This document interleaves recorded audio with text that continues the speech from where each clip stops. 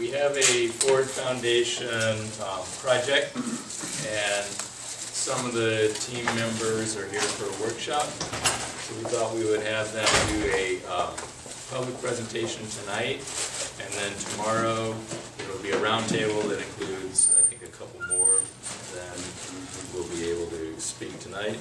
The project is on the Fed's crisis response and trying to encourage the Fed or require the Fed to be more transparent and accountable the next time there is a crisis. So we have released 2 reports, and unfortunately we don't have enough of these to hand out, but you can download electronic copies at the Levy Institute. This is the new one, just released at the Minsky conference a couple of weeks ago, that focused on the lender of last resort and the way that the Fed intervened to bail out the financial system. So all 3 of the presentations tonight will be related to that theme. Walker actually will be presenting his contribution that is in this report. Eric is going to do the moderating, taking the questions and answers, and maybe he will feel moved to provide his own comments after the presentation. You have 30 minutes. 30. Hold on, how much time will there be for questions and answers? 30 minutes. For all 3 of us? 30, and then 30. So yeah, 30 minutes for each. 30 Okay, minutes so of if Q&A. you want more questions and answers, I should speak less. Or faster. Or faster, yeah. All right. And I'll have a tag of 5 and 1 to let you Right. know how much time you have. All right, go ahead. All right. Thank you. I'm Walker Todd. My formal title is Research Fellow with the American Institute for Economic Research in Great Barrington, Massachusetts. And the hidden background of all this about why am I here is that I worked at the Federal Reserve Banks of New York and Cleveland, 11 years New York, 9 in Cleveland. And I was both a lawyer and an economist, and especially wearing my legal hat, I became the emergency lending lawyer, the main one for the system. As I once put it at a talk in Chicago in the late 80s, no large bank has failed in this country since 1974 unless I was part of it. So anyway, I've been around a few crisis situations, presided over the closing of a couple of savings banks actually in that case in New York around 1980, and was sent out by the New York Fed as part of a Fed SWAT team to Ohio in March of 1985, when the first big banking crisis hit since the Great Depression. The governor of Ohio had to close all of the state-insured savings and loans in Ohio, and there were 73 of them. Closed them all, and it was the first statewide bank closing since the 30s. They remained closed for about a week. Through a variety of measures, we gradually got them reopened on at least a limited basis for limited withdrawals. And then, roughly 2 weeks after the crisis began, the state legislature agreed with the governor at long last that the only way out was to require all the formerly state-insured institutions to get federal deposit insurance, either on their own or by merger with an already insured institution. And that's what happened, so we got them all opened again. 6 institutions were deemed too insolvent to rescue or insure, and they were liquidated. The state wound up paying off the deposits at those institutions, and this created a lot of political ill will in the state of Ohio for a long time. I wrote the annual report of the Federal Reserve Bank of Cleveland for 1985 about that crisis and how it was resolved. but we all learned a lot from that crisis. Let me give you some background. My general topic is what we learned from the savings and loan crisis that peaked roughly 1987 to, about 1993. I think you could sort of call that the end of the main phase of the crisis. At the national level, it was a really big deal. The ultimate cost to the Treasury of refinancing all of the failed savings and loans in that era, it was estimated that the present value cost, if you wrote a check today to cover the whole loss, at the time it was estimated at about $160 to $180 billion. That was a lot of money because the economy was much smaller then than it is now. And the current estimate of the cost is in the low 100s, maybe about $120 billion.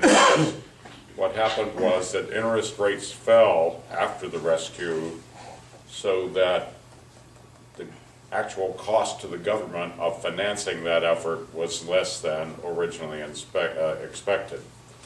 Still, it was a very big problem, the biggest one that the nation had faced until the 2008 financial crisis in the banking system. If you want to read more about the thrift crisis from an official source, there was a national commission appointed.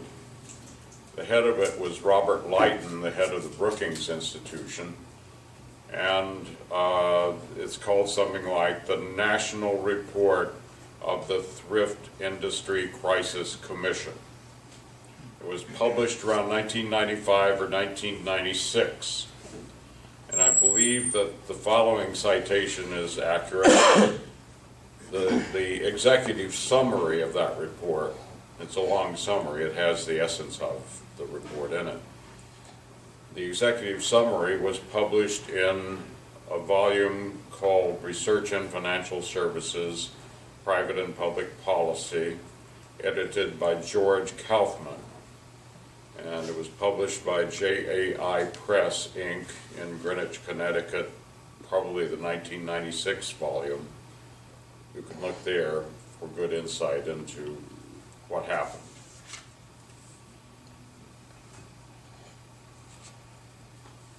Among other, by the way, we have another author of a report on earlier savings and loan failures sitting with us. The fellow in the white shirt here is Ken Spong from the Kansas City Fed.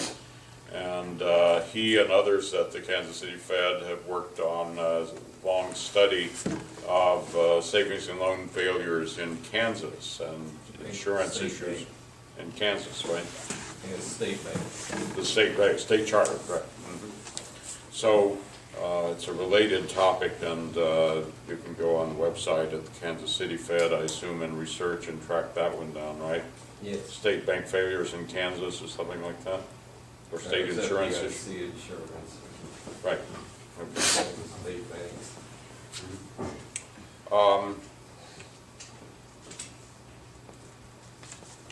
Let's talk a little bit about where deposit insurance itself comes from. Where does this idea come from? I don't want to talk in depth about it because a lot of the scholars here deal with that a lot. The whole question of what is the legal standing of a depositor in a bank as opposed to a general creditor of a bank, like somebody who sells groceries to the bank to make lunch. Or the third category, what about a shareholder of the bank? In an insolvency proceeding, how would you rank these claims? Depositors, general creditors, and shareholders. Who's on first base? Well, traditionally, believe it or not, no distinction was made among the three categories under the common law. States began to adopt statutes saying that shareholder claims would be subordinated to those of depositors and other general creditors, but in the savings and loan industry, those statutes didn't really come along until the 1930s. Okay? So before then, if your bank failed, you were in the same boat with the shareholders and the others, and it was sort of a cat versus dog fight about who would come out on top. Since then, and this is now cemented into place by a federal statute enacted, I believe it was in the early 1990s, depositor preference, it is clear that under federal law, at least, depositors come first in that sequence. Depositors, then general creditors, then shareholders. But you have to watch for your status. Suppose, during that 1980s, early 90s thrift crisis, one of the more famous characters, and it was a crisis that abounded in characters, one of the more famous characters was a man named Charles Keating, who was from my state, Ohio. He was a Cincinnati citizen, and for a variety of reasons, he had decided to move to Arizona, where he opened a large savings and loan, and became one of the largest in the United States. A San Francisco district savings and loan regulator, I think it was titled then, was Chief of Enforcement at the San Francisco Home Loan Bank, got interested in Mr. Keating's bank and was pestering him to raise more capital and get rid of bad assets. Mr. Keating spread some money around on Capitol Hill, and one day that regulator was hauled into an office in the U.S. Senate building, and there were 5 senators arrayed in front of him. And he's just a government civil servant, as it were.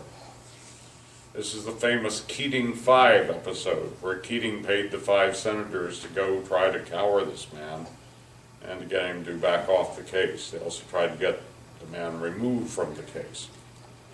The Keating 5 senators were Alan Cranston of California, Dennis DeConcini of New Mexico, Don Regal, I think he was from Michigan, John Glenn, the astronaut, my home state senator from Ohio, and do you remember the last one?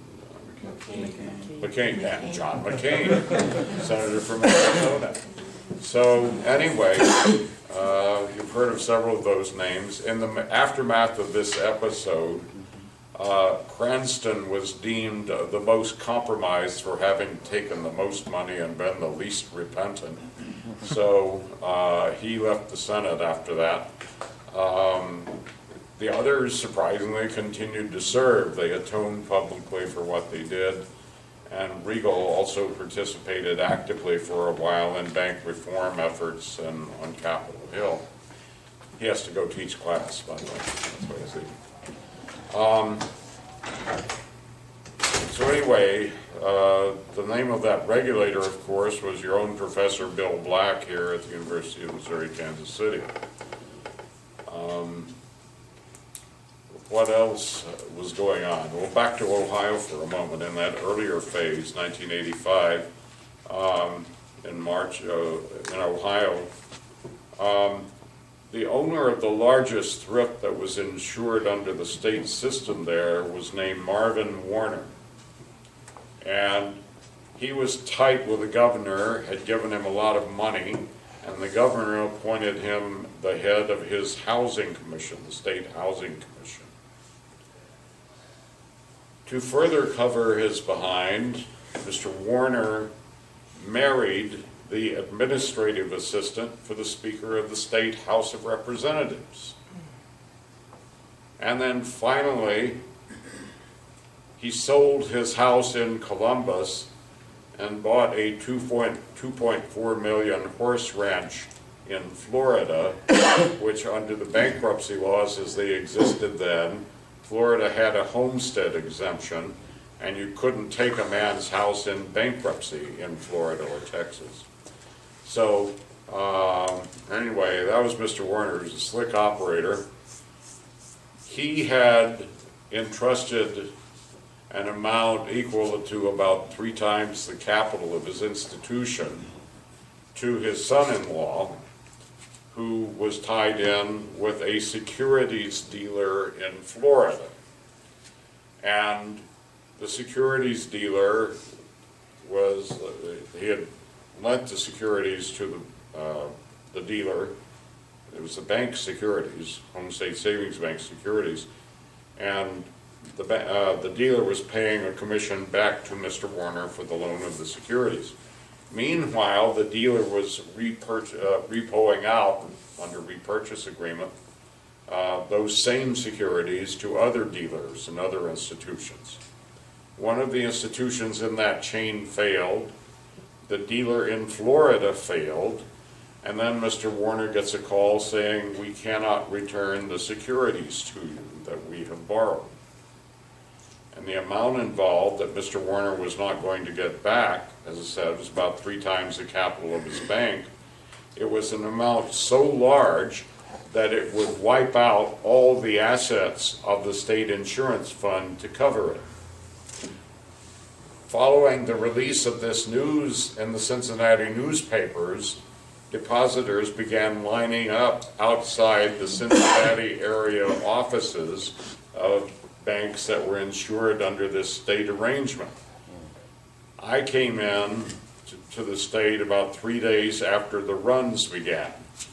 By the time I arrived, we estimated that we had active runs going on at about 14 of the 72 institutions, and the expectation was that the runs would keep spreading if the governor didn't close them, so we closed them. So far, what lessons can we learn from the savings and loan crisis? 1, beware of the influence of big money on politicians when it comes to bank regulation, because the bankers will tend to attempt to buy the regulatory regime that they want. Number 2, watch for the behavior of politicians in the face of money on the one side of the argument and some knowledge of the law and the public good on the other side. It's sort of like the good angel, bad angel on your shoulders argument. And that may depend on the social atmospherics of the time you live in. If you thought this was a reform era in which most people would have a natural tendency to do the right thing, then you would say, well, the politicians will maybe take the money, but they'll still vote to do the right thing. But if you live in an evil time when only the crooked prosper, then you know what's likely to happen. And that's essentially what happened on a big scale in the savings and loan crisis.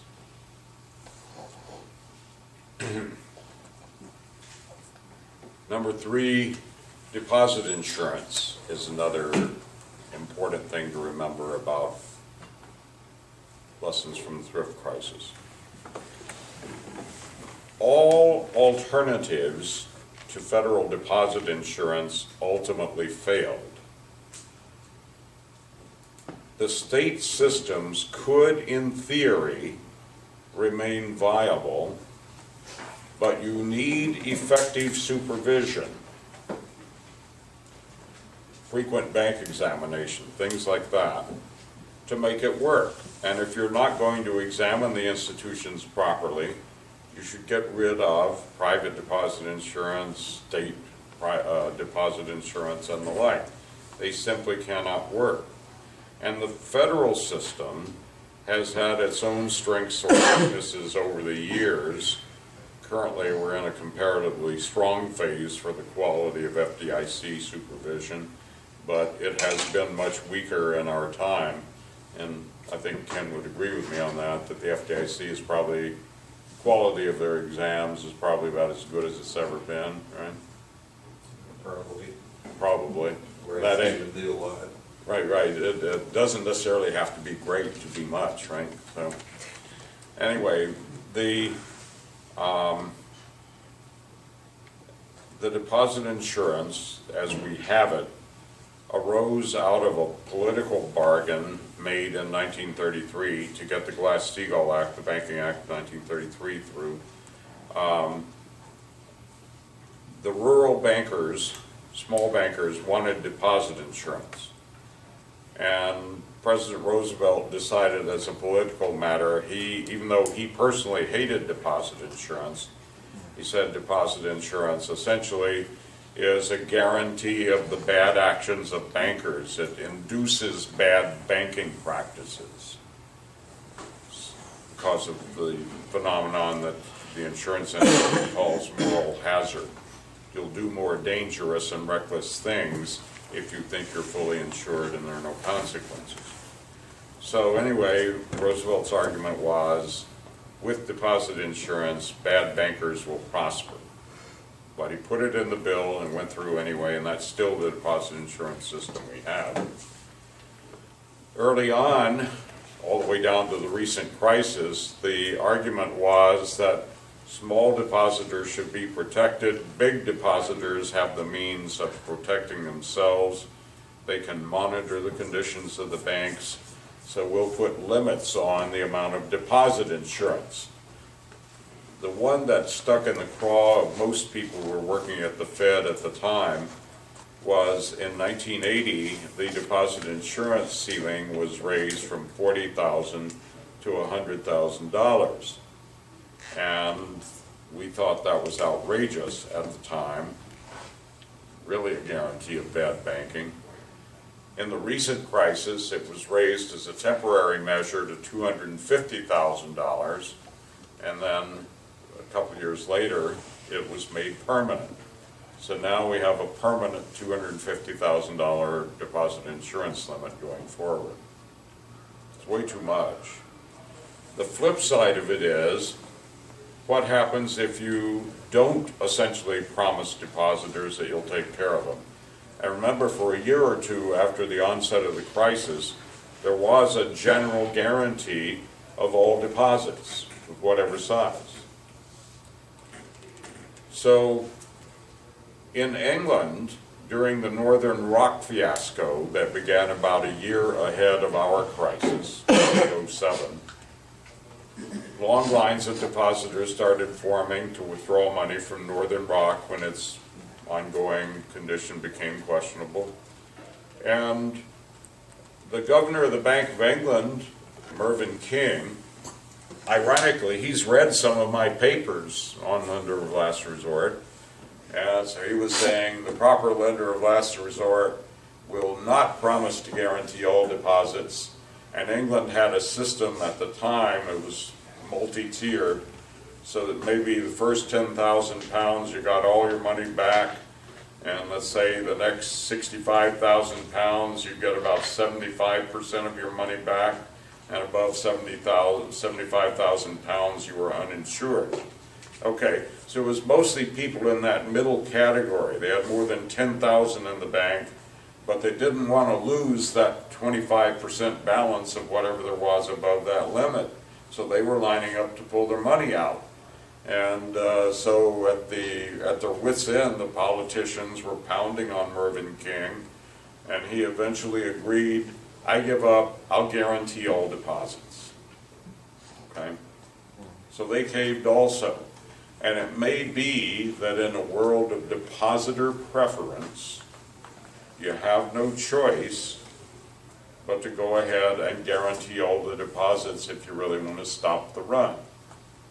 Otherwise, you have to ask yourself, well, gee, if the bank is open and part of my deposits are uninsured, am I not a fool if I don't go down there and get the deposits out? Right? So that's the problem you confront.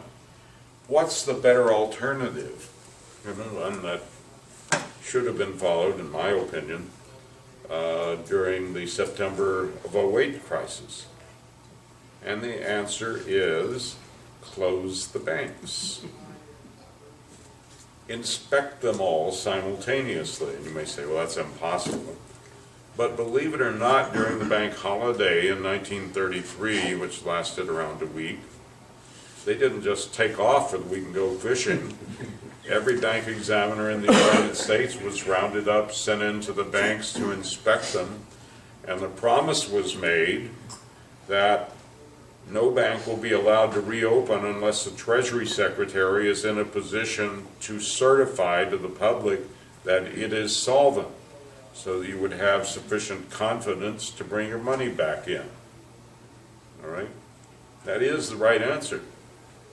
And we did that in Ohio in March of '85. Once the governor closed the banks, in went the examiners. We examined all 72 institutions simultaneously. And by the end of 4 or 5 days, we had a pretty good handle on who was solvent and who was not, and who could afford to be reopened and who shouldn't be, and so on.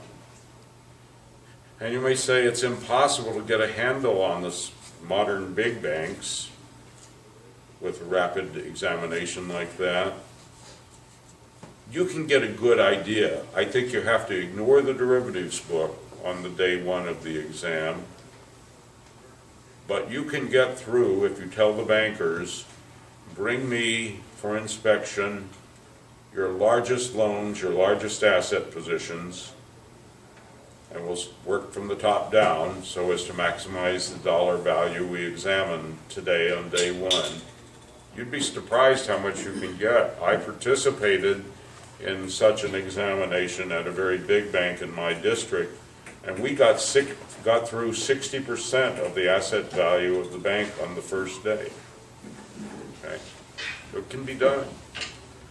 But that's the better alternative. So if you're the central bank governor, if you're the secretary of the Treasury, if you're the state banking commissioner, what are your choices confronting, say, a savings and loan industry crisis or a general crisis in the banking system? The real choices are give up and guarantee everything, or close the banks. I vote for closing the banks, but politically that's a hard one to defend because people don't understand what it is you're doing when you close the banks.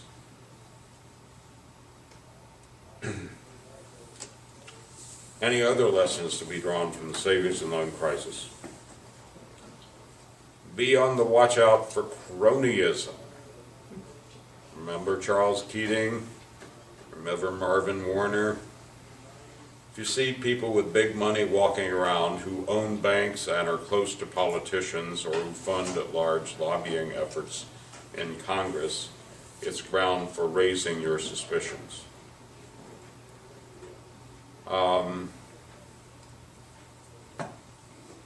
What is the proper name for a system of social organization where the state guarantees the liabilities of the largest corporations? It may be corporatism, right? And corporatism and cronyism tend to go together.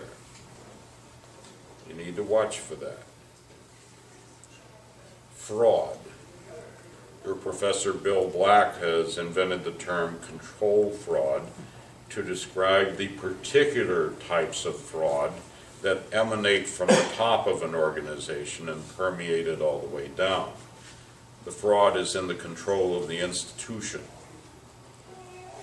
This is something that's distinguishable from a middle-level bookkeeper manages to embezzle $100,000 over 3 years and then disappears. That's a different kind of fraud. Control frauds are the biggest and most dangerous, but because of how big the people involved in them usually are, they're also the most difficult to smoke out. Effective examination, effective inspection of the banks, effective regulatory regimes, that's crucial. If you're going to have deposit insurance at all, you need to have an effective regulatory regime. What about the view that emerged in the aftermath of Continental Illinois in '84? That was the first of the too big to fail banks. Then starting in around 85, 86, you had a steady drumbeat, first of savings and loans that were failing, followed by some pretty big banks, especially in Texas and New England, that were failing. And I heard the argument in regulatory circles, remember the old demonstration effect from military justice? We'll shoot one soldier to encourage the others. We'll take out the worst of the failing institutions. We'll close them, we'll fire management, and the others will all learn their lesson from this example and they'll raise capital and reform. Well, it's not necessarily smart to bet on that. So, I don't think the demonstration effect policy works in bank regulation. And finally, size matters. The largest institutions, Mr. Keating's Savings and Loan in Arizona, Mr. Warner's Savings and Loan in Ohio.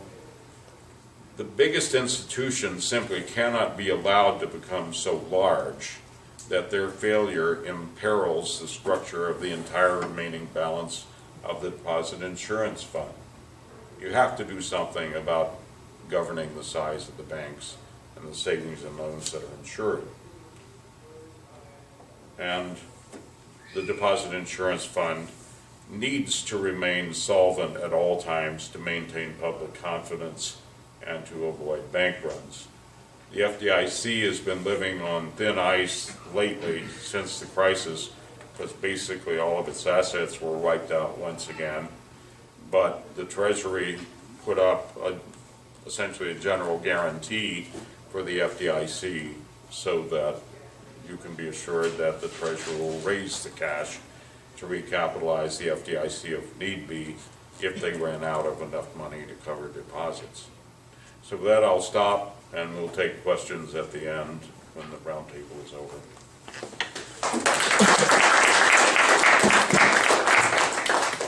So our second speaker is Daniel Alford. Do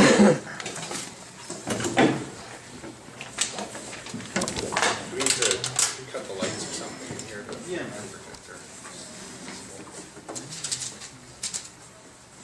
So my name's Dan Alford.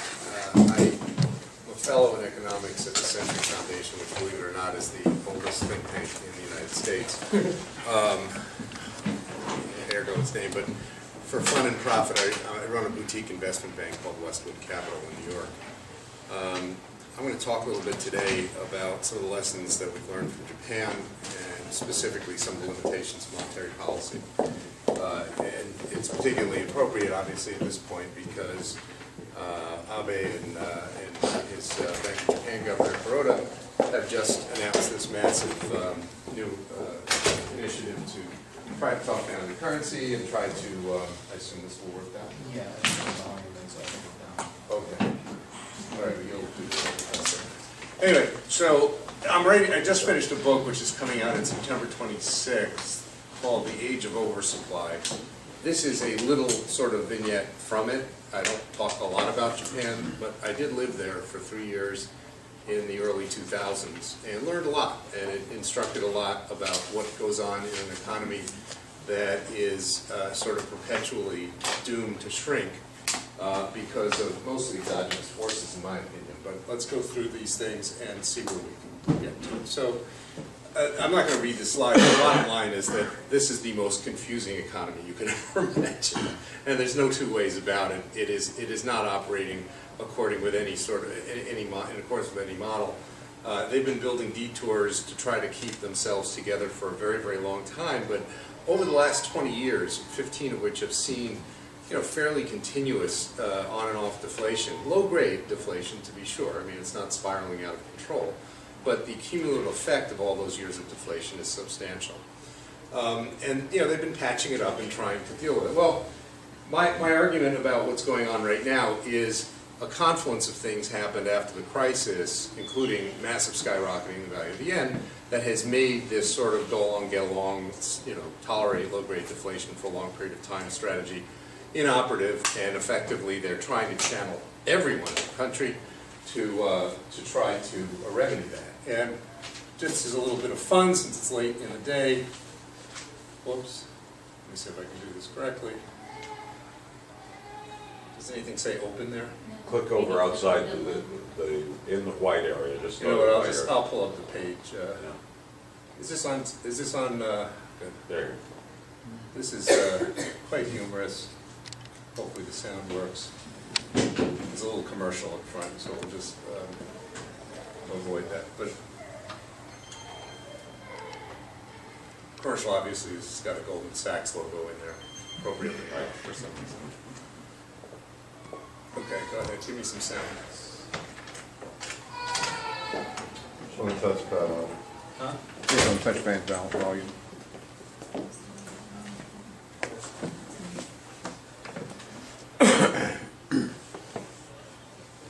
Abenomics is the name of the song they'll sing, and they're from... Economics is anything but cute. But if Japan's Prime Minister Shinzo Abe was looking for a way to sell his drastically ambitious new economic program to Japan's young and future earners, these girls are making it easier for him. Abenomics is the name of the song they'll sing, and their promise to their audience is that the higher the Nikkei goes, the shorter their skirts. They're well trained, as good on the jargon as they are on the dance floor. I believe Abenomics will make the economy stronger, says Yuki. The weaker yen probably means prices will go up, but that helps exports. And I think companies will earn more, and that will boost consumer spending. This is very educated population. Well, that at least is the theory, and it sent the Nikkei soaring. A weaker yen, a brighter outlook for... All right, we don't need to go through that, but the bottom line is that if you want to jawbone the currency, set up a dance troupe, go after it, really. That is truly, by the way, that thing just came out today. I saw it, somebody sent it to me, and I just had to include it. Anyway, so first thing, of course, to remember about Japan is after its bubble, the decline in asset values was far more severe than during ours, right? It's not even close. Real estate fell by an enormous percentage. In fact, it sort of bottomed out somewhere near 80% down from its peak. In certain of the cities, stock market obviously fell from a high of near 40,000 to where it is, where it bottomed out below 10, and today it's about 13, right? So the thing is that you can't really look at the collapse as the sole reason for the 2 lost decades. It's tempting to, but it really, I don't think, is the right way to look at it. And after all, Japan tried everything, right? They tried enormous fiscal stimulus, the bridges to nowhere. They tried monetary stimulus. Obviously, they invented QE as a practical matter in its modern usage.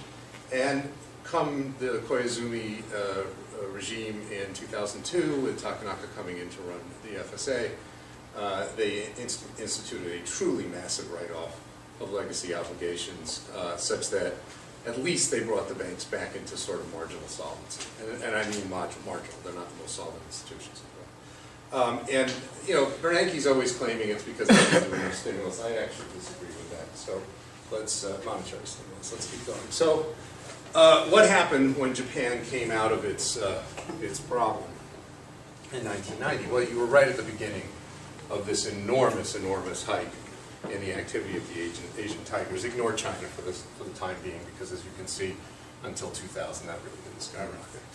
But you can see the enormous challenges that they faced from the 4 Asian tiger countries in terms of challenging their own export economy, and that really put a crimp on it. And I like to draw the parallel between what happened in Japan just as they were exiting their debt deflation, so to speak, or they were involved in their debt deflation, is the double whammy of having an exogenous competitor from a trade standpoint, the same way we are with China, is a very good lesson. It's sort of a mini laboratory for what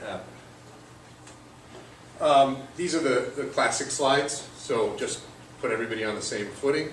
We know Japan is aging rapidly, right? Everybody's read that, I'm sure. We know that the fertility rate has fallen a long time ago below the replacement rate, and right now it kicked up a little bit in this ends 2010. It kicked up a little bit the last couple of years, but it's up to 139 or something like that. It's certainly nowhere near replacement, so the country is shrinking. And then, of course, it's the only advanced nation that has no immigration, right? This is an old slide. I always like to point out that our friends to the south in Mexico, this would not necessarily be red. It would look very, very greenish, not quite green.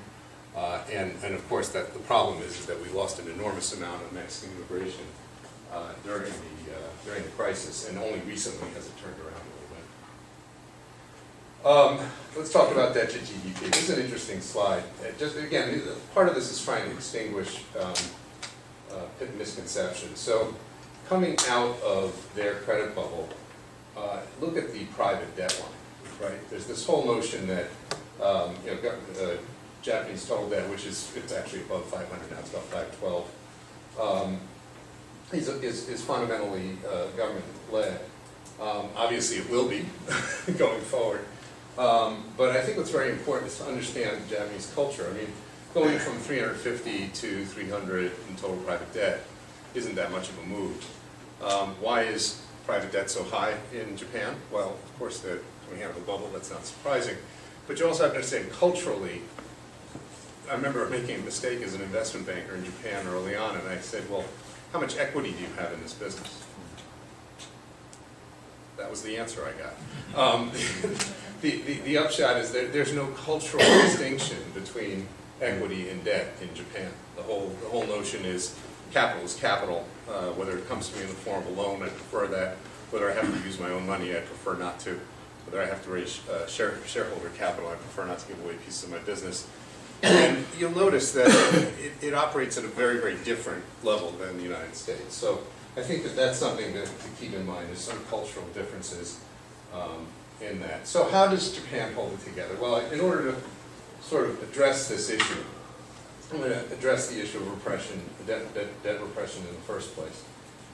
This is an interesting chart. I kind of like this one because it shows what happened when we tried to ratchet up rates during the period of time before the bubble burst, right? This was the effort to increase rates and tamp down the bubble. And I call it the hike that broke the camel's back, because it looks like the camel's back. But the upshot is that we were, but for this attempt, which effectively shut down the U.S. economy, we were already repressive, right? And of course, at this point, we are significantly repressive. The UK, once they lost finance, boom, they ended up in the same place, right? Because the finance industry drove an enormous amount of capital in their direction. Japan, something totally different. Japan has been offering bondholders real rates of return. As you can see, at times they've been spikes, but for the most part, the deflation takes care of a whole number of things, right? You have positive real rates of return. The Japanese own an enormous percentage of their own debt, something like 5% is held outside the country. And there's good reason for that. They get nice, fat real rates of return and have for some period of time. And when I say fat, fat's at the margin. It's a question of whether or not you want to lose money on a real basis or not. This is inflation. This shows you the period of deflation fairly accurately. And then, of course, you have to keep in mind that with a deflationary economy, you get, even with declining nominal GDP, you get positive real GDP. And so that's something that is a little bit, I think, counterintuitive unless you're thinking of standing on your head while you're thinking. So why doesn't Japan spiral into deflation? I take the following view. One is that the export economy makes a broad range of value-added goods that are competitive at the right price relative to equivalent manufacturers in advanced nations. Deflation, especially earlier in Japan's inflationary history, has reduced wages and prices and until recently ensured competitiveness. That insurance was removed by the spiking of currency. Consequently, employment has remained high relative to all other advanced nations, as has internal unit demand despite the decline in wages and prices. Now, this is actually kind of an odd situation, and I think it's best illustrated on the next couple of slides, which I hope are the next couple of slides. Yeah. So here's wages in the U.S. and Japan from 2000, 2009. It's an old slide, obviously, but I think it makes the point. Our wages, obviously, on a nominal basis, rose considerably. Theirs fell. not that much, but they fell. And as you see, on a real basis, they were pretty much parallel. But what happened to employment in this country? You can see that Japanese employment actually sort of tracks what happened in the U.S. during the 2000s, just a little bit below. Call that reporting, call it cultural, call it whatever you want. But when the shit hit the fan, so to speak, our unemployment took off. And I would argue that that has a lot to do with our cost of living. We effectively banked what would otherwise been reductions in wages, in nominal wages, that would have made us competitive in theory versus Japan. I'm not saying that that's the way we should have gone, but certainly what forced a lot of people into unemployment versus in Japan, which by the way, obviously ours has come down a little bit since then. Japan's is in the 4s. You can talk about reporting issues, you can talk about who's counting whom, but at the end of the day, you can talk about cultural issues as well. At the end of the day, I believe that the wage and price deflation has kept people employed, which who otherwise would not. This is a slide that Brad DeLong did recently showing sort of debunking the myth that this is a demographic collapse in participation and employment population ratios. The point is made that we really do have an employment crisis. It's not just simply, there's something else going on out there. It's not just simply demographics. I throw that in just to take care of that issue. And then let's talk about Japanese monetary easing. So, as I pointed out, the Japanese kind of invented QE. And then the primary criticism is they gave up on it. You see the balance sheet come way down. And now Kuroda is promising to grow that balance sheet off the charts, literally, and grow it to a point where he believes it's going to affect both the currency and inflation. So let's talk about the other interpretation of Japan, forgetting about the current central bank governor's interpretation, because we'll talk about some of the hazards that has related to it. This is an interesting chart. I think most interesting because in 100 years, instead of 127 million Japanese, there'll only be 45 million Japanese at current rates. There's no immigration, right? There's no, it seems the birth rates have dropped way, to the level. By the way, the other thing about this that's interesting is the birth rates haven't dropped to levels unseen elsewhere, right? I mean, Italy, same thing, right? You're seeing it in other advanced nations, not the US obviously, and not in the UK, not in other nations, but the bottom line is that other nations benefit from population immigration from other areas. Japan does not. So here's the argument. The pain that is, in theory, should be borne by the Japanese people as a result of all the other statistics you've seen is actually quite bearable.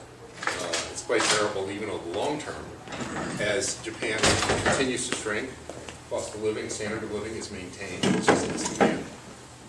And they continue their export economy by being price competitive. So I'm not saying that this is what the future of the world will look like, but unless something changes, this is exactly what Japan will look like over the next 100 years, which is quite amazing. I mean, nobody actually conceptualized the notion of what happens when you're done growing your country. You just want to shrink back into the ground. And that's sort of what Japan is doing. So my argument, and by the way, this is a thesis that I continue to develop. As I say, it's not a major part of the book, but I'm still very interested in watching it. My argument is you finally hit a tipping point where the dollar, or rather where the yen got so strong that it actually, regardless of whatever price and wage reductions occurred in the economy, made the economy uncompetitive. And that effectively happened, call it somewhere around here. And that obviously created several years of, again, renewed concern about the ability to get back on track. And they believe that they can, between jawboning and quantitative moves and some fiscal stimulus, which we haven't seen yet, we don't know exactly what their fiscal spending will look like, but they believe that they can somehow reinduce inflation. I'm not sure that they can. Obviously, with inflation will come a hike in their cost of funds. With the amount of debt that they have outstanding, just look at the government debt alone, you're probably talking about it growing to somewhere around 4% of GDP if you take total debt. It's it's probably 10% of GDP if you had a 2% hike in interest rates. I mean, that's enormous. So if you want to keep real rates the same, you're planning on inducing 2% inflation, 2% positive inflation, where right now you have deflation. You want to keep everything the same, you're talking about an enormous percentage of GDP being spent on debt service. I think there's a connection between the two slides, these last two slides. The hike in the currency and the collapse of the Japanese current account. There is one other bit of noise that puts Japan into deficit, spiky deficit. They seem to come out of it every few months. And that is that during the post-Fukushima crisis, tsunami crisis, they had to import enormous amounts of goods to rebuild. So there was a lot of noise. In fact, you know, you could argue that some of this downward movement in here was actually just increased imports. All right. I think I'm tempted. How much time do I have left, Eric? You have 11 minutes. Okay. I'm just going to walk you through the basic thesis of the book, just for fun. Maybe it'll be interesting or not, but basically it can be repeated in a couple of diagrams. So the book creates a really awkward acronym called LOASINs, right? And the LOASINs are the emerging low-wage energy exporting nations, right? So if you look at the little footnote at the bottom, it tells you who they are. It does not include Brazil and India because in 1995 technically they didn't meet that criteria. And as you can see, these countries in 1995 were running a current account deficit of $8 billion. The USA, Canada, and EU, 122. And of course, Japan was running a surplus. Now this and the next slide are both in 2005 dollars. So my argument is effectively that this sort of unnatural, strange event, which involved the the emergence into free market capitalism by countries that effectively were hidden behind the bamboo and iron curtains for all of our lives and then some, is something that's not explainable in economic terms. It's kind of like a meteor hitting the Earth or Martian showing up to compete with labor. I think if you just look at the current account deficit of the red box and then look, we'll skip over that one, and then look what happens here, right? Suddenly there's this enormous change, the deficit from the advanced nations balloons. The LOASINs turn to massive current account surplus. And then sort of hiding behind that is that little cloud bubble which has India and Brazil, threatening to add even more labor, more supply, and effectively tamp down the ability of advanced nations to compete. So Japan, as you can see, is handled in this book as something else. I treat the EU as a unit. I don't believe that Germany is, in fact, a surplus country. I believe Germany engages in mercantilism and vendor finance, which makes itself a surplus country. In the absence of the euro, they would not be. So I look at the EU as a unit, a eurozone as a unit. And so Japan is truly a thing apart. Now, what's interesting is that by 2006, and the reason I picked 2006 here is it's the last full year before the crisis. So it gives you a clear picture of the actual growth from 1995 to 2006. It had dinged Japan's GDP certainly on a constant dollar basis. Their surplus, however, was still very, very handsome. And from the standpoint, if you look at those two slides, it's really quite amazing that Japan could actually stick it out during that period. This is just a graphic thing about 3.5 billion people showing up. So the big question I think that we face, Japan faces it along with the rest of the advanced world, is what is the transmission mechanism that actually corrects these imbalances? I know there's differing opinion within this room as to whether the imbalances exist at all, but just humor me and assume that they do. The classic transmission mechanisms would be protectionism, going back to the beginning of time, right? You can always erect a wall and keep the bad guys out. Obviously, with everybody having nuclear weapons on both sides, that's probably not the thing to do, unless you want to say goodbye to Taiwan real quick. Devaluation, well, within the Eurozone, clearly that's not a possibility. That would certainly be a great fix. You're going to have some people leaving the zone. And then there's, for instance, famous Chinerica, which is the involuntary currency union that we're in with China, and there are enormous reserves that really allow them to prevent the appreciation of their currency.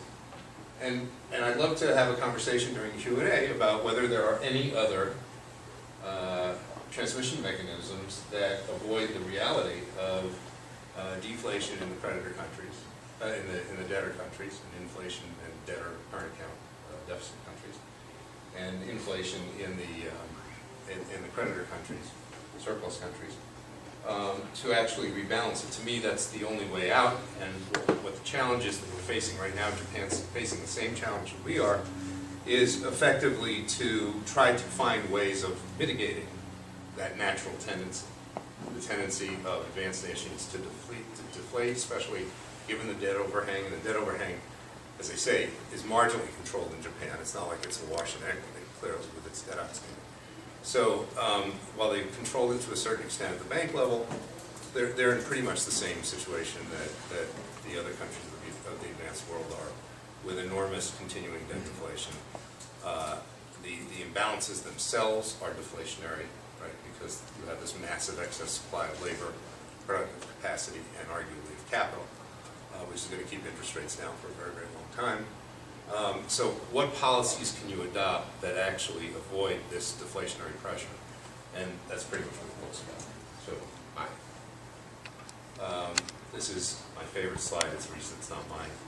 It shows the diminishing effects of QE. This is the ISMs from the various regions, all aggregated. Walter's nodding his head. He expected exactly this, of course. I mean, it's true. The bottom line is you can continue to do this. It's just going to have progressively more diminishing effects, and the ISM data that's been coming out this spring is sort of repeating this pattern of decline. That you can sort of see the beginning of that decline in this slide, and I expect it to mimic the same pattern. So I'm going to finish short of my 30 minutes, and I think.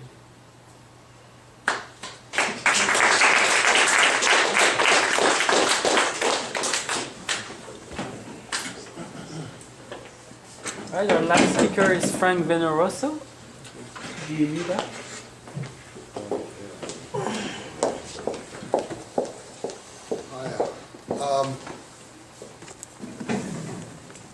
How many of you are especially interested in Minsky? I mean, is that a big interest? I'm interested. And how many of you are interested in financial markets and whether there will be another final bubble? Okay, that seems to be of more interest. But I think that That's Bernanke, not Finsky, right? but Yeah. I mean, I don't know exactly what to focus on, and I was thinking about it, and I thought that maybe if I talk about moral hazard, I can talk about it with respect to Minsky, who you study, and about whether or not moral hazard has increased as a result of the great bailout, and whether or not that will create another iteration of what has happened in markets, financial markets, that we've seen now for many, many cycles, which would be sort of like greater risk-taking and greater financial fragility, and then in the end, well, whatever goes on. So I'll try and focus on those two things. Now, the concept of moral hazard. The concept of moral hazard is not that the government or the central bank stands there to bail out. It's a much broader concept. It comes out of the insurance industry, I believe. I think Walker knows more about this than I do. The idea being that if you can provide some kind of insurance that reduces perceived risk, people will respond. And they will thereby take on more risk. And that this can happen in purely private markets like the insurance market. So if we introduce theft insurance for automobiles, the insurance company looks to see what the incidence is of theft, and based on that, they set their premium that you have to pay, so that if your car is stolen, then you'll get covered. So you don't have to worry about that risk. Okay, now, if people have that insurance, they'll change their behavior. They may be less vigilant about leaving the keys in the car or something like this, so there'll be a higher incidence of theft. And some people may decide that if their car turns out to be a lemon, that they will drive it off a bridge let it go into the river and claim that it's a theft. And they'll then get their money from the insurance company and be reimbursed. So not only will they take more risk, but they will actually do perverse things. Now, in the end, you'll have a lot more theft, and the insurance company will have to reappraise, and it will have to then raise the insurance premiums.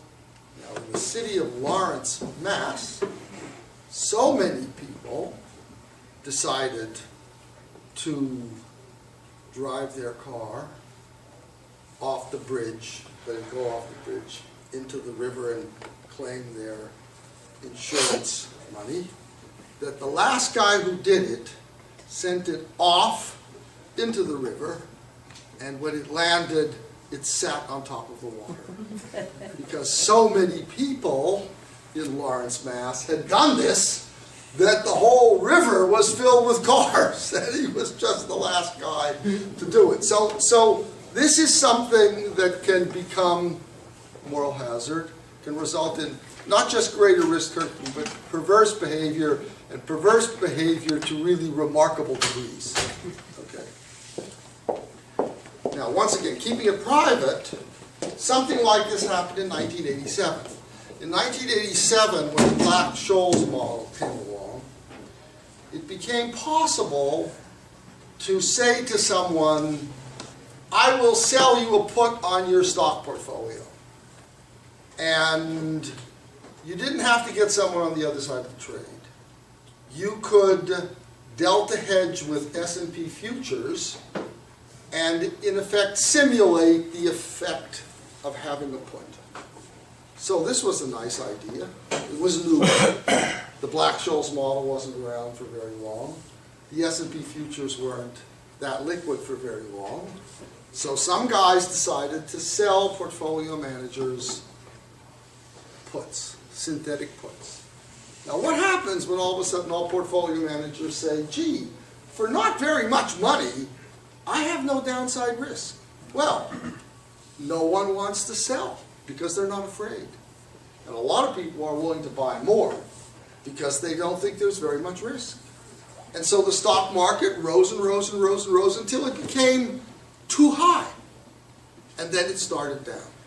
And because it had become so high, and because there was so much synthetic puts sold, that when the delta hedgers using S&P futures tried to simulate the put by delta hedge selling in the futures market, they all went to do it at the same time. And the whole delivery of that synthetic put required a continuous market. And too many people were trying to do it at the same time. And as a result, that market turned discontinuous and the put failed. So the provision of the put changed perceptions of risk.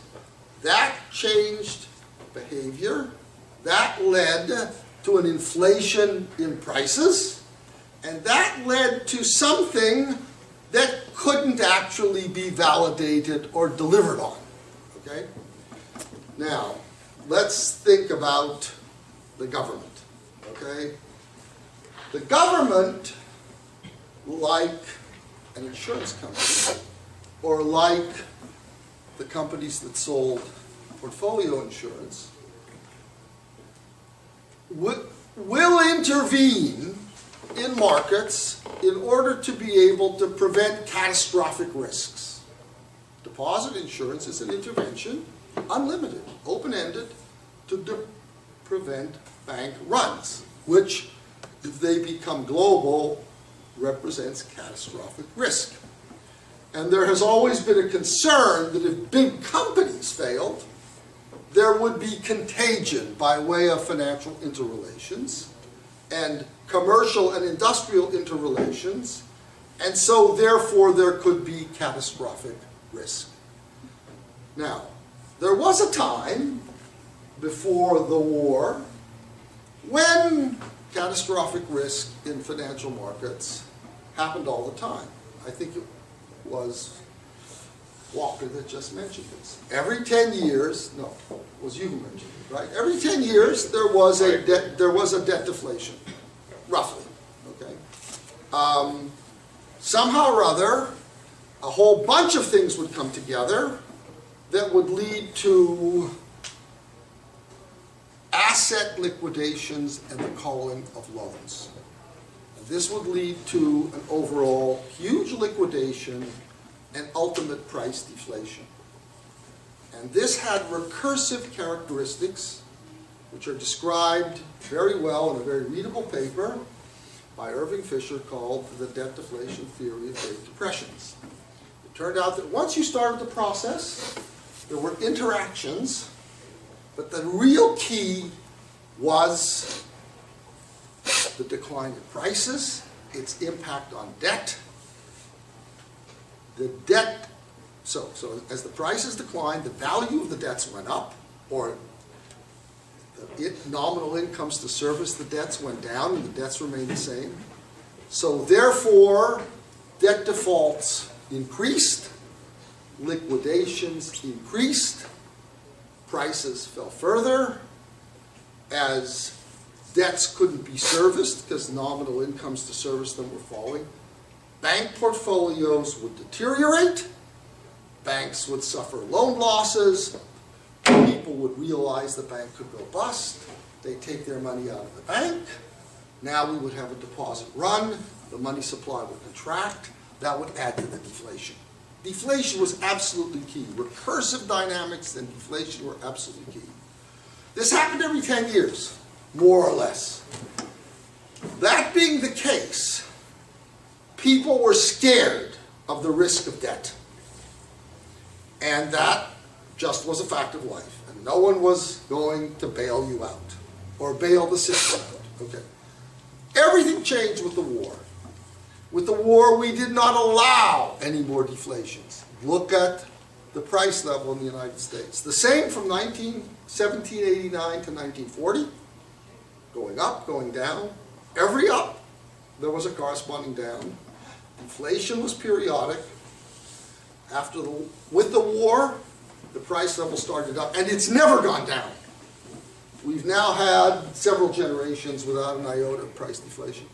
So that intervention, which came about because of deposit insurance, no more runs, and an activist central bank that was committed to prevent deflation, has totally changed the psychology. Therein lies the first important moral hazard. There is where government has intervened to change your risks. And with that, there developed a psychology that would take on more risk, there would be more portfolio plunging. It happened very slowly. It took many, many decades. But it did start to appear around 1970. Now, Minsky realized the importance of deflation and the recursive dynamics in financial crises. That's the why you always hear about debt deflation in his writings. His problem was, how do I reproduce, or how will it happen that we will get financial crises like we had when we had deflations that automatically increase the value of debts in a world where there was no price deflation.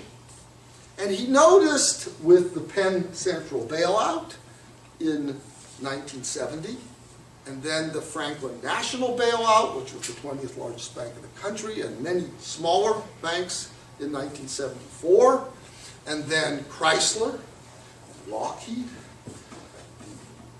LDC banking crisis bailout, and the Continental Illinois, that we were now on a path whereby every time there was a propensity for contraction, either in output or prices or profits, that society now no longer would tolerate the everyday reality of this disastrous but cleansing debt deflation that was characteristic of the pre-war period. And so therefore, the government and the central bank would intervene in various ways in order to prevent these recursive dynamics of debt deflation. And it turned out that every time that happened, people were willing to take on more risk. And so he describes this in Stabilizing, and he shows you a little chart which shows that private non-financial debt, corporate and household, rises very consistently starting sometime around the 1960s or 50s in tandem with these interventions. And so non-financial private debt, by the time he writes that book, 1984, has now gone from 45% GDP to 86% GDP. Okay. And he says that it is this that in an inflationary world is leading to rising levels of debt. It is this systematic and progressive distortion of the perception of risk that is leading to these increasing levels of debt. Now, what he is describing here is very important for economics, but it is more than economics. This is societally driven. And therefore, it is history. It is the way modern society, not just here, but in Europe and in Asia, respond now to economic and financial conditions. During the next 10 years of his life, the process continued. When we went to the savings and loan crisis, which was the biggest crisis that we had had in the post-war period, the non-financial private debt to GDP ratio had risen to 125% from 85% in 1984. And as a result, we had too much debt. There had to be some kind of crisis. It started to break out, and then the government intervened along the lines that Walker said, and prevented the thing from becoming recursive and damaging. Okay? So after a couple of years of people reshuffling their balance sheets, they now thought that they could take even more risk. And so that ratio started to rise again. Okay. Now we're only talking about the response of credit and debt to moral hazard, to this perception that the government is providing insurance and thereby reducing our risks so that we can engage in more portfolio plunging. I didn't focus very much on traded asset markets, but the same thing applies to traded asset markets. If it turns out that you think that whatever the government is doing in terms of insuring against loss, preventing catastrophic loss, it applies to traded asset markets like real estate and stocks, then they will no longer fear asset price losses as much, and there will be less selling, and there will be more buying. And so therefore, with this shift in risk perceptions, asset prices will tend to rise. Now, when asset prices tend to rise as a result of moral hazard, we now have increased collaterals in aggregate for the lenders to lend more. This is something that I think Randy and Eric have picked up on in a major way. So there became an interplay between moral hazard lifting asset prices because of a distortion of the perception of risk, and moral hazard increasing the willingness of economic agents to lend and borrow because of the same thing. And when they began to interact, they became more powerful. And probably most of the power of financial disequilibria that we have seen, starting with what I call the beginning of the bubble era around 1994, comes from these several different facets with the alchemy of interaction. This was added to when LTCM went bust, and the Fed indirectly through the investment banks bailed out now a securities speculator using unimaginable leverage. Okay, this is not protecting depositors at large or the economy at large, and people that have normal exposures or maybe somewhat more than normal exposures. These were a bunch of guys that had massive, unimaginable leverage, and it was a game only being played in a small corner of the financial markets with the money of the very, very rich. So this was a message that the government's interventions that cause moral hazard would now be applied not to the public at large, like deposit insurance, but rather, perhaps, to any significant losses to important people, regardless of how much the rules of prudence were broken. Then came the top of the tech bubble, and we had a crash. The next round of interventions that encouraged moral hazard and therefore more risk-taking was that although it was really not classifiable as a recession, because we had no 2 consecutive negative quarters, and they were marginally negative quarters, and a recovery was underway, and actually reached a 6% rate of growth by the third quarter of 2003, Mr. Greenspan reduced the policy rate into the third quarter of 2003. In other words, we were now taking out insurance against a debt deflation risk for which there was no prospect, given the last 12 months to 18 months of data.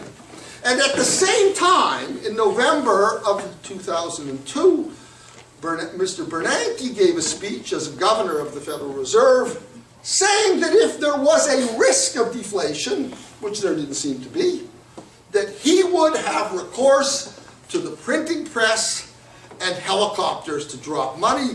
This kind of talk was absolutely anathema in central banking circles. Central banks knew they could do it, but they would never tell people that they could do it. But Mr. Bernanke told them that they would do it. So the combination of Fed speak and policy rate action added to the perception that the threshold at which the government would intervene had fallen yet more. By now, perceptions of risk, particularly in securities markets and in the non-utility banking area, the investment banks and other people involved in more speculative activities, the perception that a bailout might be there became enormous. Now, what happens?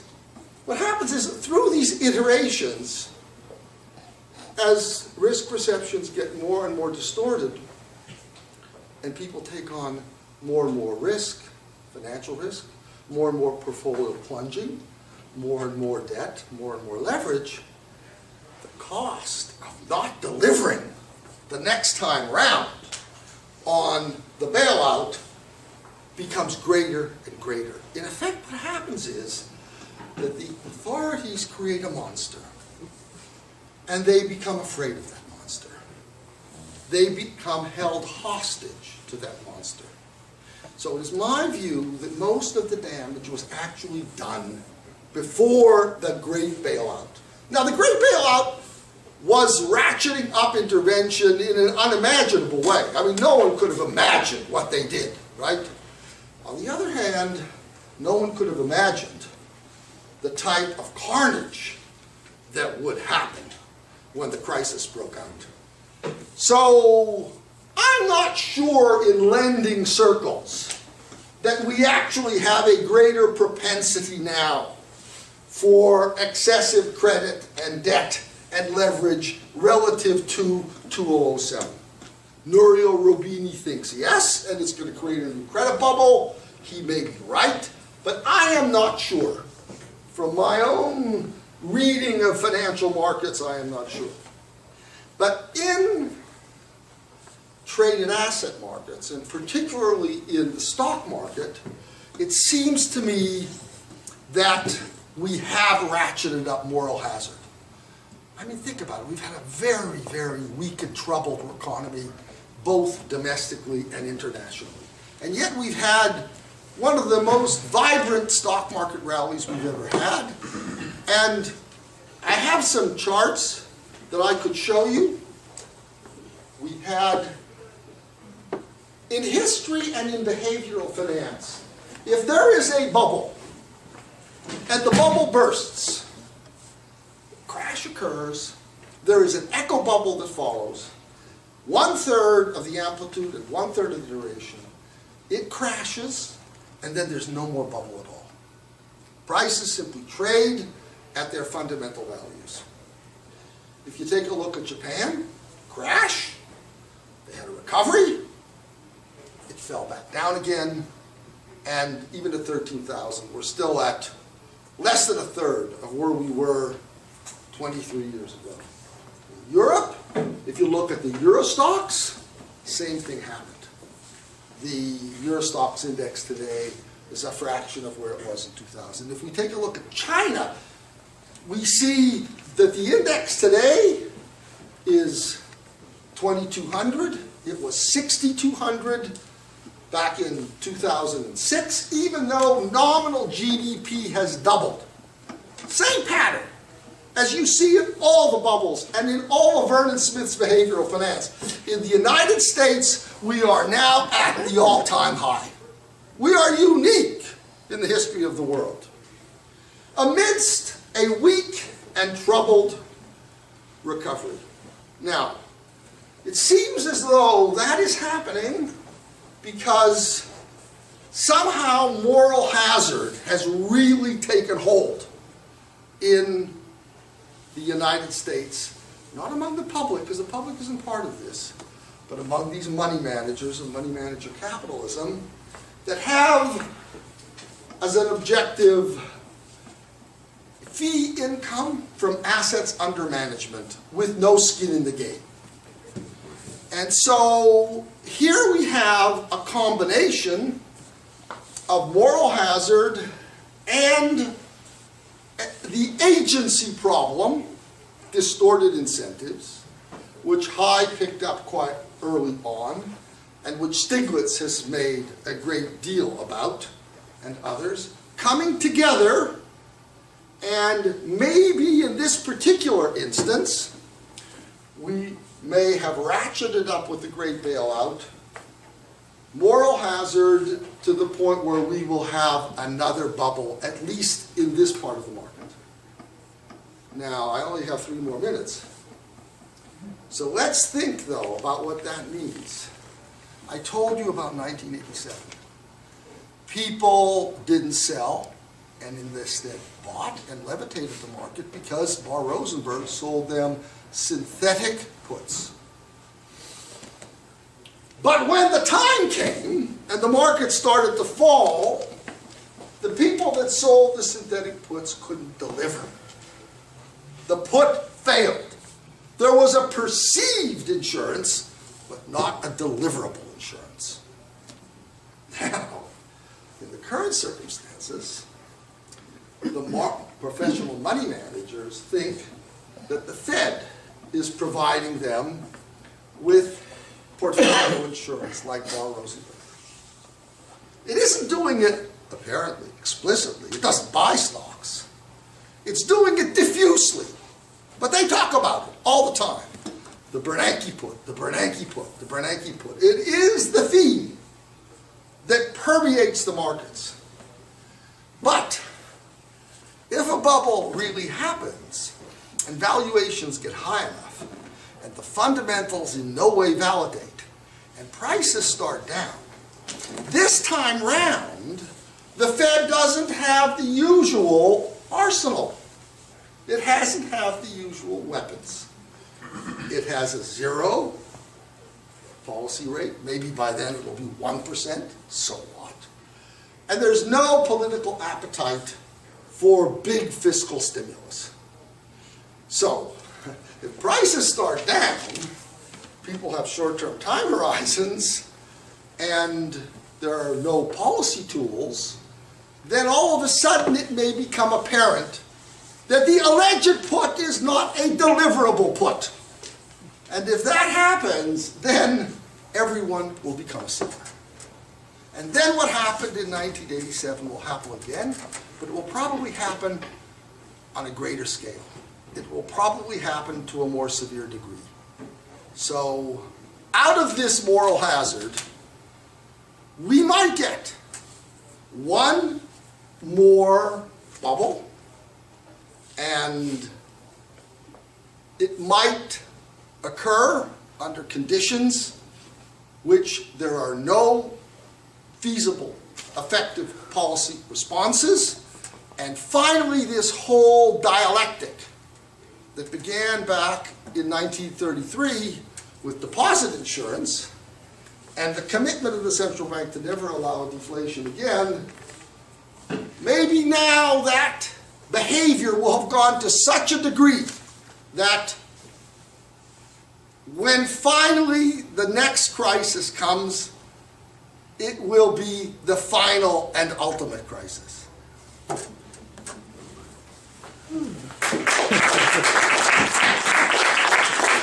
Drop it a little. There.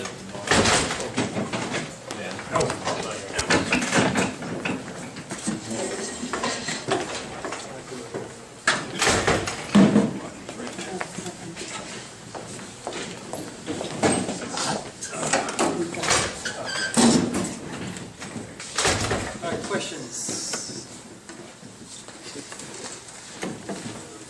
I have one for Frank. What happens after that ultimate crisis? Meaning, is there a revolutionary spirit abroad in the land?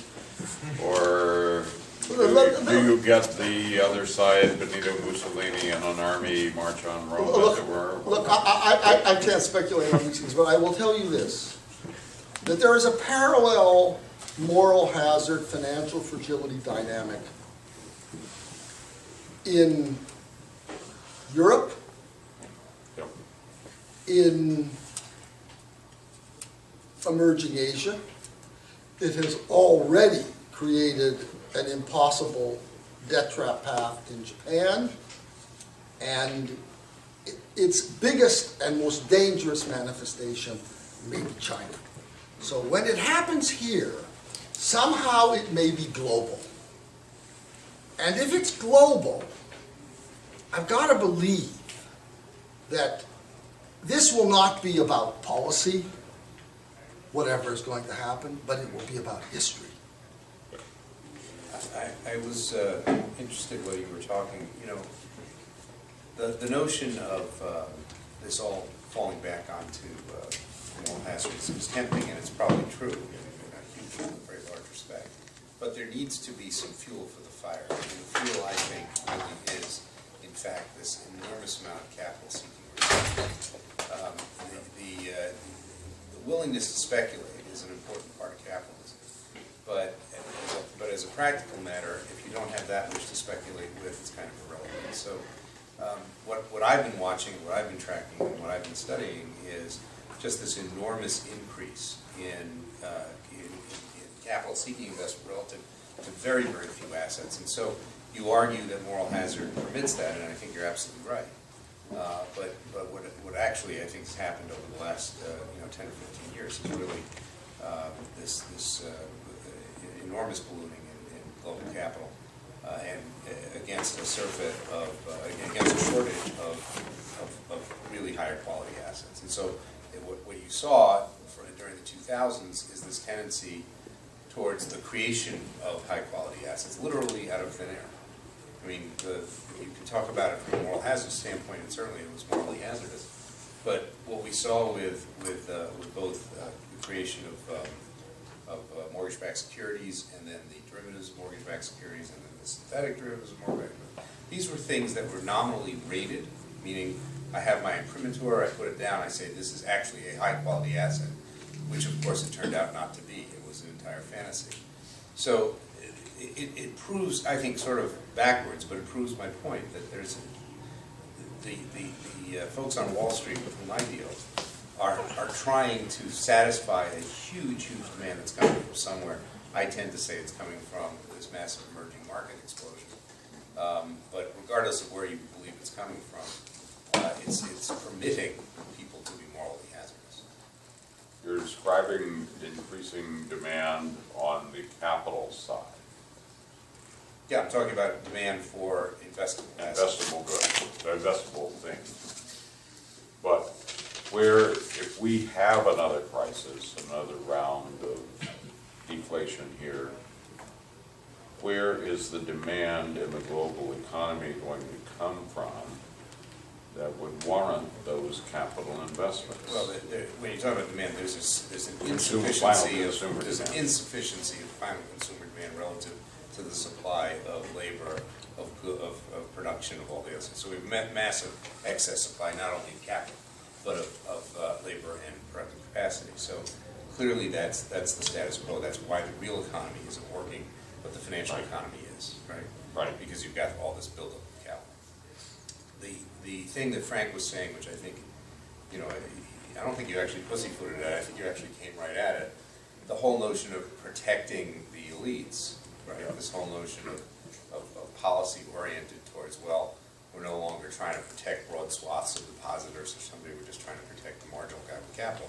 Really harkens back to this whole issue, which is we've had a progression through this last 15 years, not only socially in terms of the notion of shareholder rights and all the other crap that you've been reading about, but the bottom line is that what we've set in motion, or what we've created, is an environment where so much wealth is concentrated in such a small number of hands that literally they will do anything. And I don't mean to be, I don't even like using the word elite, it makes me feel creepy because I'm from Wall Street, right? But truly, the more you concentrate that wealth, the more they will do anything to prevent the deflation that is, in fact, and Frank correctly points out, healing. Right? The rebalancing of prices, wages, all the things that need to happen in order for things to come back to fundamental values is going to be resisted. And the more powerful you make those who control the levers of resistance, the larger the bubble will become, and the more horrible the downturn. Yes. Yeah, why would the concentration of wealth be more concerned about the deflation when they could buy up afterwards as opposed to? People do not like to wake up in the morning and find their wealth eroded. It's a funny thing. Especially if what they own is real estate, Right. because they wake up and there's no demand for real estate. Sure. And now that Especially if means it's levered real estate. levered real estate, now you are far less worth, your net worth is far less than it was. I mean, you think about it, it's really the bottom line, the more leverage the society, and certainly Frank makes an excellent argument for creating, these asset values creating the collateral necessary to actually fulfill the demand for capital investment. Or, fulfill demand from investable capital. But it goes one step further than that, and that is that you actually are creating a super powerful set of elites who control an enormous amount of wealth. And they literally will promulgate any government policy they can to prevent waking up in the morning one day and finding that they no longer own their asset, the bank does. Right. Or the capital markets guy in the school district of Norway, or owns the bonds. Where do you see the next bubble coming from? I told you, I think the biggest probability is there is going to be another bubble with the stock market. Because Nouriel, and in the PowerPoint that I put up for the Minsky conference, which I guess is on their website, I put 3 pages of Nouriel. And Nouriel thinks that we're on the verge of another credit bubble. And he might be right, but I think that I don't think the lending appetite is there, and I don't think the borrowing appetite is there. And maybe in 2 years of good economic growth we'll see it, but we're seeing right now, okay, this kind of bubble behavior in the stock market. I mean, we are at the all-time high after 2 50% declines in the stock market in a near decade. That's only happened once, the 1930s. What the history of the stock market shows is that whenever there's one of them, not 2 of them, there is something that parallels this Vernon Smith pattern. Bubble, echo bubble, and then no bubble at all. So when we crashed in 1929-33, the rally that occurred was huge and went to a high valuation. And then the stock market started down. And during that period, from 1936 to 1949, nominal GDP growth was enormous. And the stock market went down to a very, very low PE. There's a book called The Anatomy of a Bear that shows this pattern plays out again and again in U.S. history. So that only takes one of those, not 2. But here we've had 2, and yet the market defies every other market precedent. So that we are back at the high. Wall Street will tell you we're 14 times earnings, but we're probably at 23 or 24, and it may be higher than that. That's what I put in this presentation at the Minsky conference. So we have real incipient bubble behavior relative to fundamentals. Only in secondary market. No, well, this is the entire stock market. Yeah. And it's led by the highest quality stocks. And it's only in the United States. But isn't it telling, I'm right, I'm not, that bank stocks generally and large corporations like General Electric that have a significant financial presence are still somewhat depressed versus their pre-2007 values? And in the case of the banks versus corporate. And the banks are below book value by and large, right? Bank stocks. Yeah. So there are other stocks that But if all the other stocks, if you take out the banks and the corporations with financial exposure, everybody else is doing great, right? Actually not. The cyclical stocks are very weak. It's very mixed. But the point is the market cap. But the overall cap is high. The market cap is very good. I have a question. Yeah. So,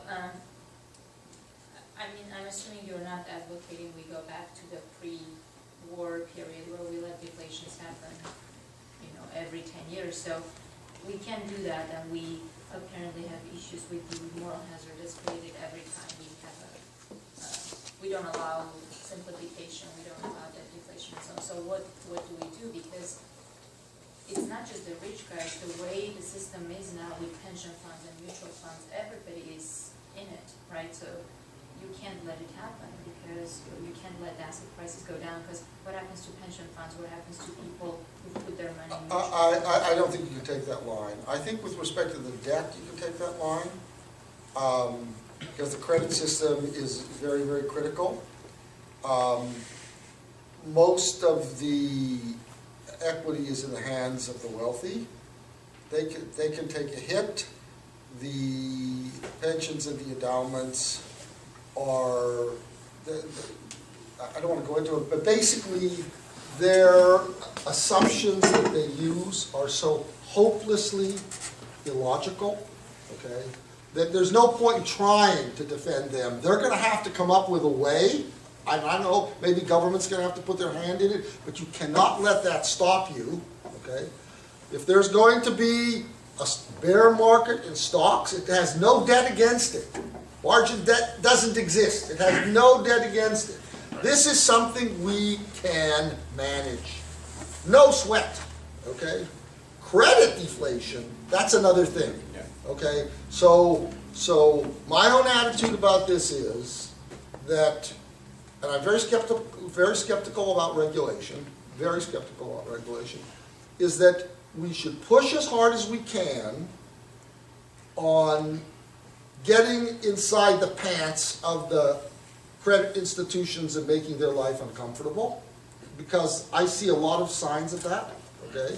That it works not so much through strict regulation as through curbing behaviors.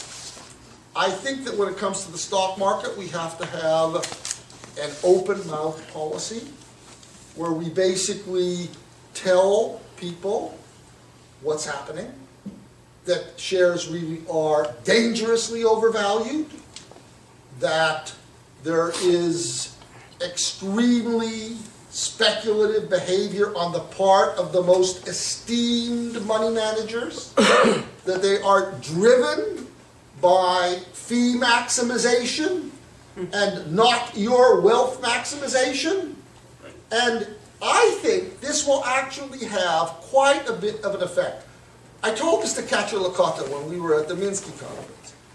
I asked him, you said the stock market shows no signs of a bubble. What do you think the PE is? He kind of looked at me. I said, well, what is it?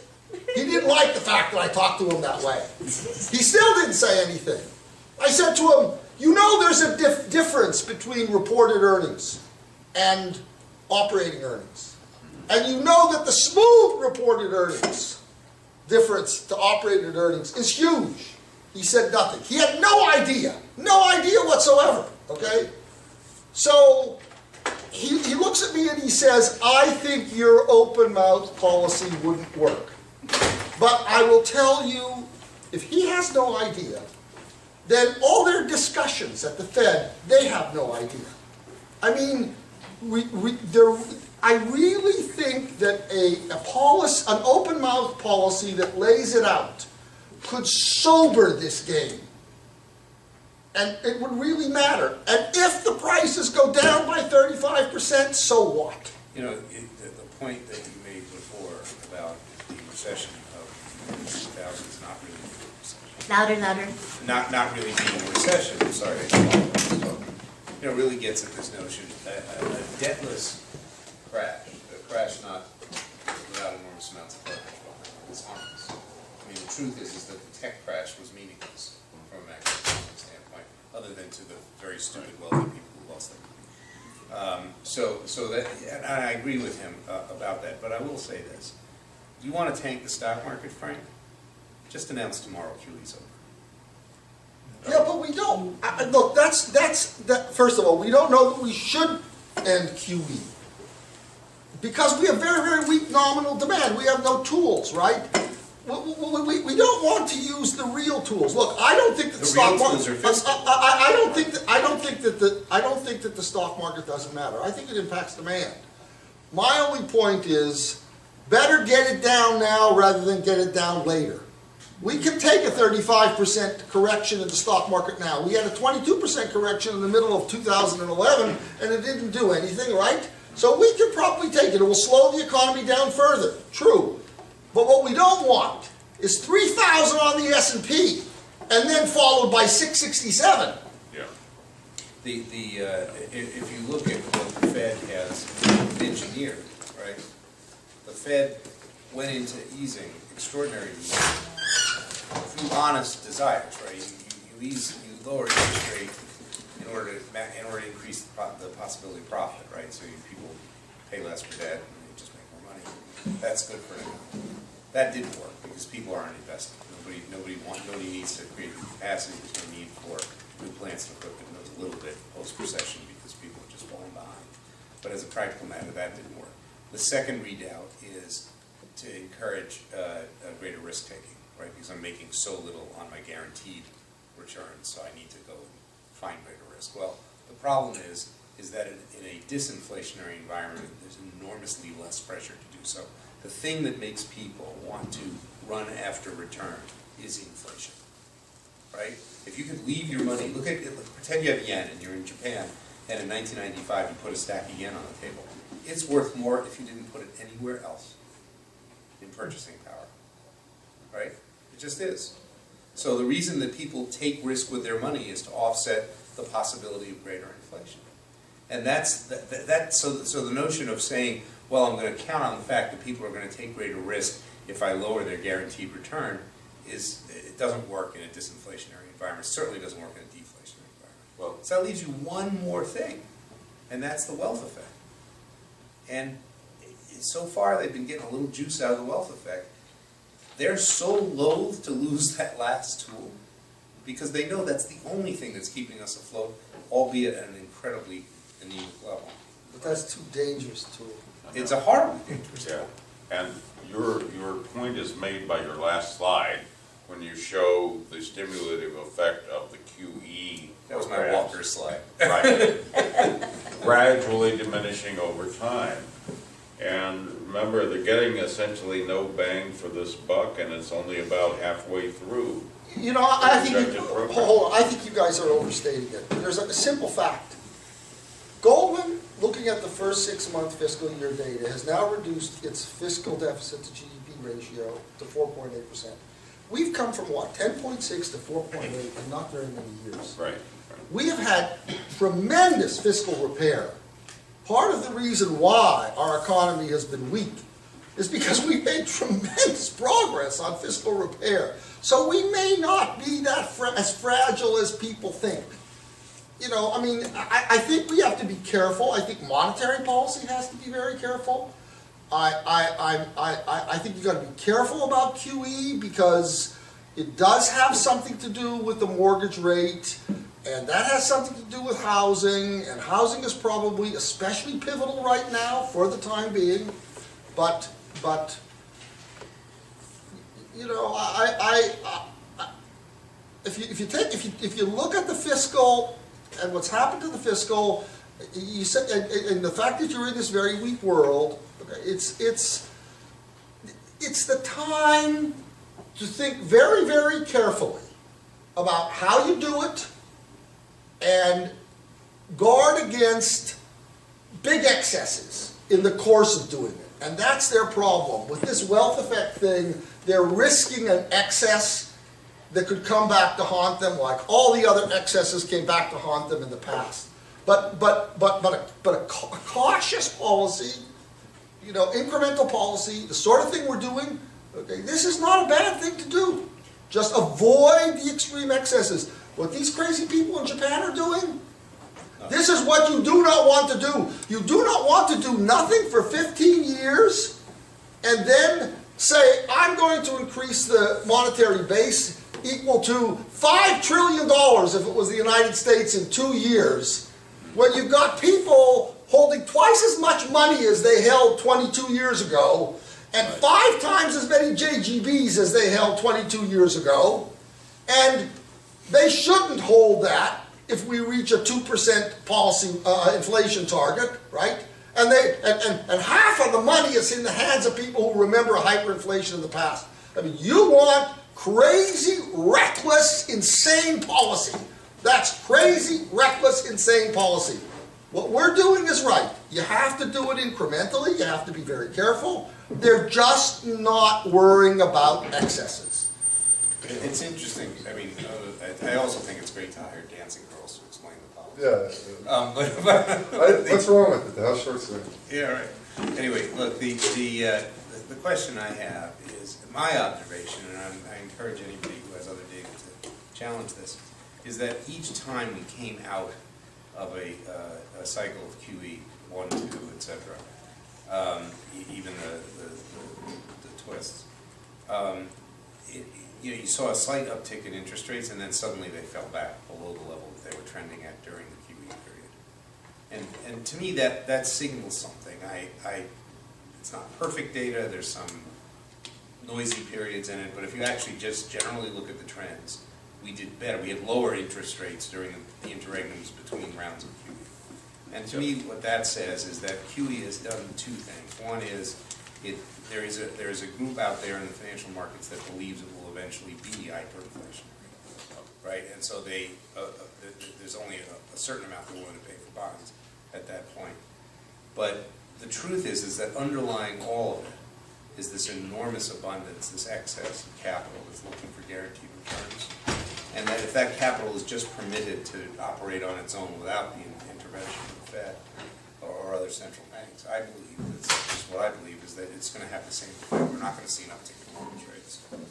Why was QE3 announced in the first place?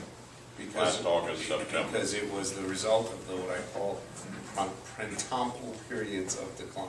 Every spring, right? We're doing it again. Right. Every spring and summer, the economy falls off, right? And so that then the policymakers start wringing their hands. It takes them a few months, and they come up with the next. And that's why we now have QE forever, right? Targeted to employment, or targeted to whatever the hell you want to target it to, but it's not going to end. Dan, I think there's another reason. Fed has a model. The Fed ran its model assuming 2% fiscal restriction. And they're offsetting it. Yes, they said we have to offset this. We're not going to have 2% fiscal restriction every year forever. But did you have to do a $1 trillion program to offset a 2% fiscal restriction? It's a little bit overkill, but the truth is that if they really are, and I don't know that they are, I haven't talked to the FOMC about it myself, but if they really are sitting around behind those closed doors saying, listen, we got to make the rich richer, then they're just simply buying into the same, thing that Stockton's book just critiqued, which is, the notion that trickle down never worked. I don't think that's what they think. I don't think so either, but God forbid. At least I don't think that's what Bernanke thinks. I think they are capable of not reading enough history to understand that this is the logical outcome of their actions, however. All right, thank you very much.